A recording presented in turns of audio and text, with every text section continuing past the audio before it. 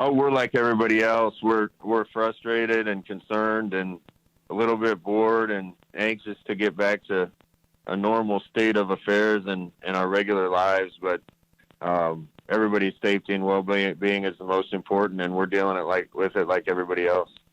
Did you get a chance to meet with the team before you kind of broke all this off, or what? How did it kind of end there before classes got shut down? Yeah, we met with the team. We actually went in the indoor and spread everybody out to kind of obey the social distancing order and kind of gave our guys a tentative game plan. And things seem to be changing every 24 or 48 hours. But hopefully at some point we're going to get the guys back on campus. Their safety and health is our number one concern. And getting them back so they can at least focus on academics and making sure their grades are right with online classes is important. So we're kind of in a holding pattern right now, but trying to communicate with our kids as well as we can and keeping them happy and healthy. Obviously, you want them to stay in shape and try to work out if they can. But even finding an open gym right now is darn near impossible, isn't it? Yeah, I think for most student athletes around the country, lifting weights is tough unless you have access to a home gym or something. There's just not places open where you can congregate and do those types of things. I know talking to a lot of guys, they're still able to go out on a field by themselves and run. And anything our guys can be doing right now to try not to lose the gains that they've made is important. So we're communicating that with our guys. We kind of give them a workout schedule that if they're able to follow while they're home, then it's going to benefit them. But like I said, we're kind of in a holding pattern like everybody, and our first priority is the health of everybody involved. How about your coaches? Are you guys staying in touch with each? Are you having daily meetings? Are you Zooming with each other from local different locations? What's the deal with the staff right now? Yeah, actually, we just got off a Zoom call. We have one every day. We're really trying to turn our attention to recruiting. There's going to be a big hiccup in this recruiting cycle without being able to have kids unofficially on campus, and we're trying to figure out if we're going to lose our entire spring recruiting where our coaches go out or not. So we're burning up the phone lines and trying to talk to 21 recruits about the great things about Nebraska and trying to get ahead on recruits in the 22 and 23 class. What kind of communication have you had with campus leaders, with with Ted Carter, the school president, Ronnie Green, the chancellor? How much communication have you had with them? And I mean, obviously those are tough decisions that those guys have had to make with all campus-wide student body as well. What communication have you had with them?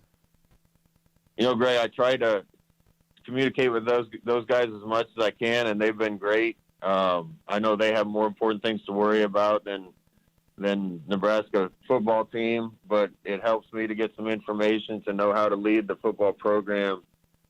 They've all been great. I've talked to Governor Ricketts, talked to Ronnie Green this morning, been talking to Bill Moose, trying to get an idea of what we should be doing and how we can go about trying to help and attack this. And they've all been great. I do have to, you know how much Nebraska means to me, but talking to everybody, especially Governor Ricketts, about how much better shape we're in the state of Nebraska than some of the other places around the country. And it really has to do with our leadership and those guys and also just the quality of people in Nebraska. I think Nebraskans are following orders better than most people, staying away from each other. And I think really the key to that is that the better we can do with those things right now, the quicker hopefully we can get back to a normal type of lifestyle. And I'm, like I always am, I'm really proud of Nebraska and the leadership and the people here and how we're handling this. We're visiting with head football coach Scott Frost here on Sports Nightly on the Husker Sports Network. I know it pained Bill Moose last week, Coach, to announce that the spring game had been canceled. I think he knows, and I know you're well aware of, that the spring game is, for a lot of our fans across the state, the only time they can get in the stadium and watch their beloved Cornhuskers play. I know that had to be a tough pill to swallow, to realize that game was going to go away. It is, but it's a sacrifice we're going to have to make. I certainly would want to sacrifice a spring game for the sake of the season next year. I know our fans are more passionate than anybody around the country, and it's a tough time not being able to go to baseball games and softball games and track meets and not being able to go to a spring game. But I know the people in Nebraska will overcome and find things to do right now, and hopefully we can get back to a point where the best fans in the country can enjoy watching the student athletes again. Coach, how valuable in this particular instance are guys like Dave Ellis and Dennis LeBlanc to try to keep the guys on the straight and narrow with their diet, with their academics? I mean, I would guess those guys become invaluable during a crisis like this. Well, Nebraska, we tell our recruits and our players all the time, Nebraska's always been about developing student athletes and people better than anybody else. And we couldn't do it if we didn't have the best of the best. Dave Ellis and Dennis LeBlanc are the best at what they do in the country. We're leaning heavily on those guys right now. We have quite a few kids that are still here in town. And honestly, it's probably safer for them here than going home, or they had rehab to do. So we have quite a few kids still in town, not a huge part of the team, but we need to be able to take care of those guys. So Dave's done a good job of making sure the meals continue. Our guys are getting grab and goes so that they're not around each other to eat. So we're social distancing, but still able to give them the nutrition they need.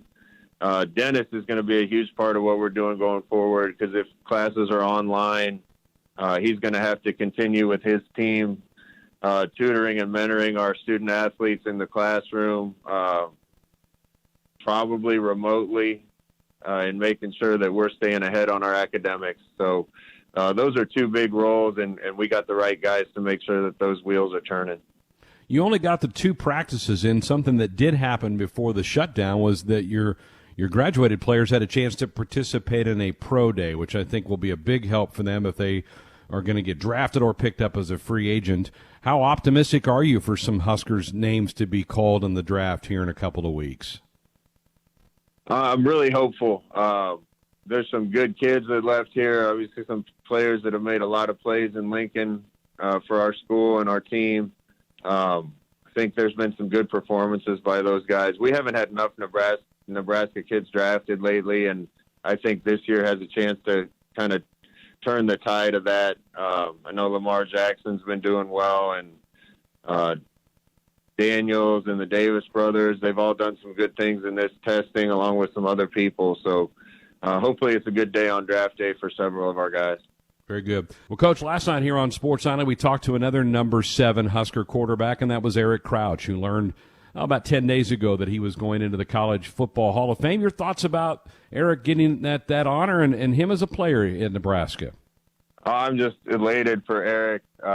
Obviously, he's one of the greatest Huskers and one of the best college football players of my era.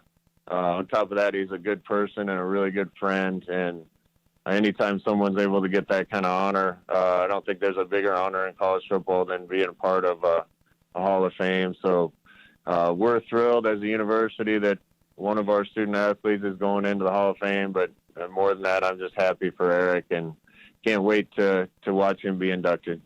One of the more elusive quarterbacks in Husker history, wasn't he? I think he was probably the fastest, absolutely. Some of the big plays that he made, I don't know how many quarterbacks in Nebraska would have been able to make, and just had a phenomenal career here. He represented the number 7 well, and definitely one of Nebraska's all-time greats, and I'm sure he can still run.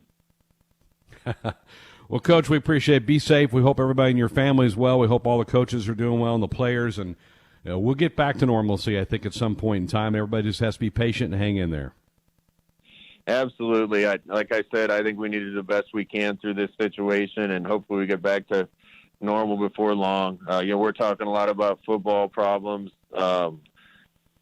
There's bigger problems out there, people that aren't going to work, that aren't getting paychecks, that are laid off.